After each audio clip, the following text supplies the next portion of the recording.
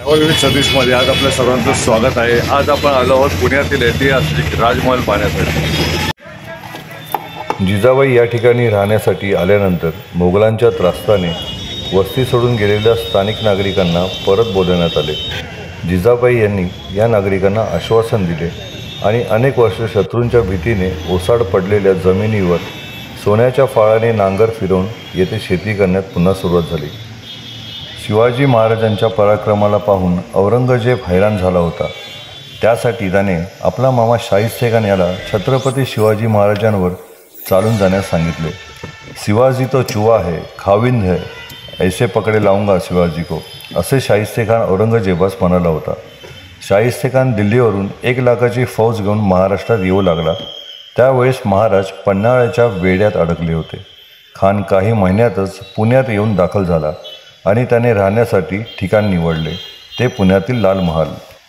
तोपर्यंत छत्रपती शिवाजी महाराज पन्हाळ्याच्या वेढ्यातून सुखरूप सुटून राजगटावर पोचले आणि त्यांना बातमी कळाली की शाहिस्ते खान पुण्यात उच्छाद मांडत आहे। दरम्यान शाहिस्ते खानाने पुण्यात स्वैराचार माजवण्यास सुरुवात केली होती। त्यांनी अनेक ठिकाणी गावे उद्ध्वस्त करून प्रजेला हैराण केले होते। 3 वर्ष शाहिस्ते खान पुणे व आसपासच्या गावांना त्रास देऊन छत्रपती शिवाजी महाराजांना चेतावणी देत होता।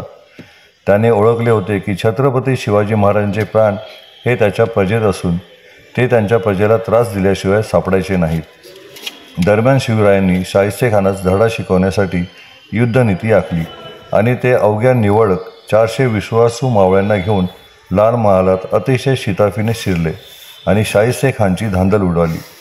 या लढाईत छत्रपती शिवाजी महाराजांनी शाहिस्ते खानाची 3 बोटे कापली। तसेच या लढाईत शाहिस्ते खानाचा मुलगा मारला गेला। त्याला शाहिस्ते खानाला जबर हादरा बसला आणि तो अवघ्या 3 दिवसात पुणे सोडून दिल्लीकडे रवाना झाला। अशा प्रकारे शिवाजी महाराजांनी पुणे व लाल महाल मुक्त केला। आज या घटनेला 350 वर्ष आहेत।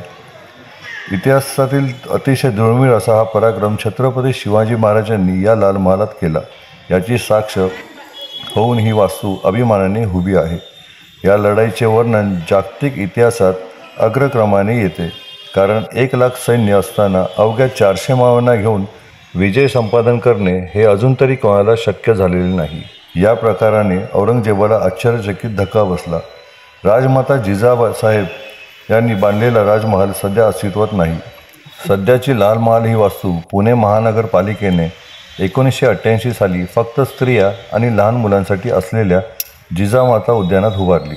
छत्रपती शिवाजी महाराजांच्या काळातील लाल महाल सध्या अस्तित्वात नाही। ही वास्तू पुणे शहराच्या कसबा पेठ या परिसरात असून जवळच शनिवारवाडा आणि कसबा गणपतीचे मंदिर आहे। व्हिडिओ कसा वाटला कमेंट करून नक्की सांगा। यूट्यूबवरती बघत असाल तर सबस्क्राईब नक्की करा।